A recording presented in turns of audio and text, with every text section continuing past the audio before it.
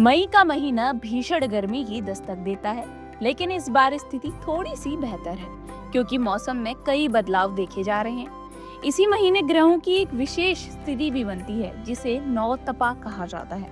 यानी कि ज्योतिष शास्त्र के अनुसार जब सूर्य देव रोहिणी नक्षत्र में प्रवेश करते हैं तो 9 दिनों तक गर्मी बेहद ही ज्यादा पड़ने लगती है। ये काल शरीर, मन और वातावरण तीनों पर गहरा असर डालता है। इसलिए इन 9 दिनों में जीवन शैली में सावधानी बरतना बहुत ही जरूरी है। तो आइए जान लेते हैं कि इस बार नवतपा कब से शुरू हो रहा है और आपको इस दौरान कौन सी सावधानी बरतनी चाहिए।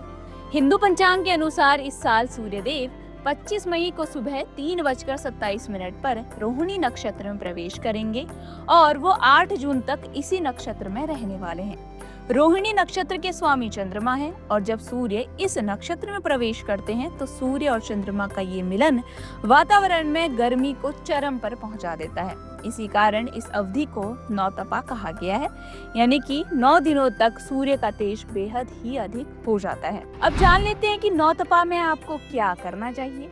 नवतपा में तापमान असामान्य रूप से बढ़ जाता है जिससे शरीर में निर्जलीकरण, चिड़चिड़ापन, थकान, घबराहट और लू लगने जैसी समस्याएं हो सकती है। इसके बचाव के लिए आपको कुछ आवश्यक उपाय अपनाने चाहिए, जिसमें पहला है कि ठंडे और तरल पेय पदार्थों का आपको सेवन करना चाहिए। इस दौरान शरीर को ठंडा रखने के लिए अधिक मात्रा में आपको पानी पीना चाहिए। साथ ही नींबू पानी, नारियल पानी, छाछ, बेल का शरबत, आम पन्ना, जलजीरा आदि का आप सेवन कर सकते हैं। इससे शरीर को ठंडक मिलती है। इसके अलावा आपको धूप से भी बचाव करना चाहिए। अगर आवश्यक ना हो तो आपको घर से बाहर नहीं निकलना चाहिए। अगर जरूरी काम है और आप घर से बाहर जा रहे हैं तो आपको गर्मी से बचने के लिए सिर पर कपड़ा या फिर छतरी ले लेनी चाहिए।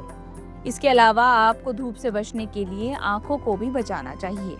नवतपा के दौरान चूंकि गर्मी बहुत बढ़ जाती है, इसलिए आपको इस दौरान तली या फिर भुनी या फिर मसालेदार चीजों का सेवन नहीं करना चाहिए क्योंकि ये आपके शरीर की गर्मी को भी बढ़ा सकता है। इसके अलावा नवतपा में दिन के समय बहुत ही काम करने से आपको बचना चाहिए क्योंकि इससे शरीर थक जाता है। जितना संभव हो शरीर को आपको आराम देना चाहिए और पर्याप्त नींद ले लेनी चाहिए। इसके अलावा आपको मानसिक रूप से स्वस्थ रहने के लिए ध्यान और प्राणायाम भी करना चाहिए। तो इस प्रकार से आपको नवतपा के दौरान इन कार्यों को अवश्य ही अपनाना चाहिए।